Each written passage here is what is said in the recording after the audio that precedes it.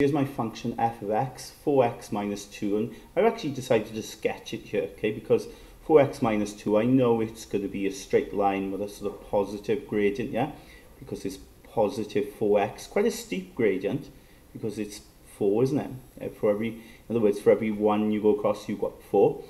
So 4x minus 2, and I know it intersects the y-axis at minus 2, because we've got this minus 2 here at the end, alright? And the domain, of course, is 0 to 7. What I know then, of course, I automatically know it's going to be minus 2 there.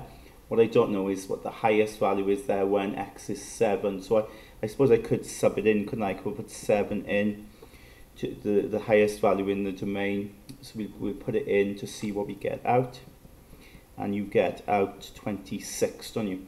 Okay, so there you go. We've got my graph there. Now, in part A, it says find an expression for f inverse x. So remember, when we deal with that, right, we've got our f of x here, but we've got to write as y equals, yeah? We've always got to write as y equals, because essentially f of x is just y, isn't it? That's what f of x is. And the idea is to get x equals, okay? So rearrange this, change the subject, so we've got it x equals, and it's quite straightforward in every sense, isn't it? Because you just rearrange the formula here, take things over to the side, do the opposite. So that minus 2 goes over, it becomes a plus 2. You've got that there. And to get x equals then, well, because you times in by 4 here, 4 times x, take the 4 over to the side and divide. Okay, so you get that there.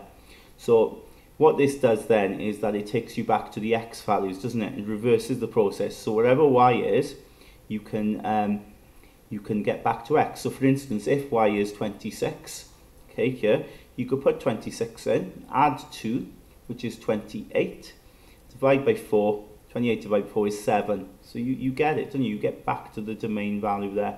Okay, so it reverses the process. But of course, the inverse function, f to the minus 1, is a function in its own right. We put to the minus 1 there to show us the inverse function. But it's a function in its own right, so we want to put it in terms of x. Okay, so we've got that there.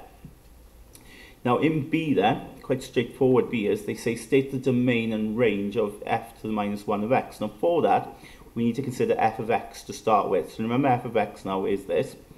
Okay, and we need to think about what the domain is and what the range is for f of x. Now, of course, we know the domain of f of x is 0, 7. Okay, because they give it in the question. And so it's taking those x values there. And of course, we also know the range is going from minus 2 here, because the output is minus 2, all the way up to 26. Okay, so of course, the inverse function, okay, quite simply, is the reverse of this. It's the inverse function, which we had to be x plus 2 over 4. Okay, you just switch them around. So the domain now suddenly becomes minus 2, 26.